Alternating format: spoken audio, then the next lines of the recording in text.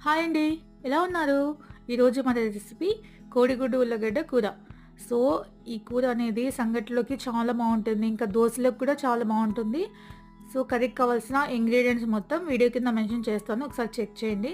నేనైతే ఇక్కడ ముగ్గురికి సరిపోయేటట్టు చేస్తున్నాను.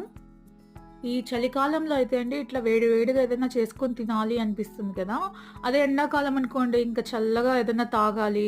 ఇట్లా అంబలిలాగా తాగుదాము, లేకపోతే సద్ది అంటాం కదా! నైట్ అన్నం పెట్టేసి తింటాం కదా! తెలుసు కదా! సో, అట్లా ఇవన్నీ తినాలనిపిస్తుంది కదా! అంతే కదండీ! ఏది కూడా మన దగ్గర ఉన్నప్పుడు మనం దాని వాల్యూ తెలీదు. వింటర్‌లో ఉన్నప్పుడు సమ్మర్ కావాలి, సమ్మర్ ఉన్నప్పుడు వింటర్ కావాలి, ఈ 2 లేనప్పుడు వాన కావాలి. మీరేమంటారు? అందుకే లేని దాని గురించి ఎక్కువ ఆలోచిస్తూ ఉండకుండా, మనకున్న దాన్ని మనం ఎంజాయ్ చేయడం ఎలాగో మనం అలానే ఉండాలండి. లేకపోతే హ్యాపీగా ఉండలేం లైఫ్‌లో కూడా. సో, కర్రీ కూడా రెడీ అయిపోయింది కదా! కర్రీ ఒకసారి మీరు కూడా ట్రై చేయండి. వీడియో నచ్చితే సబ్స్క్రైబ్. Thank you.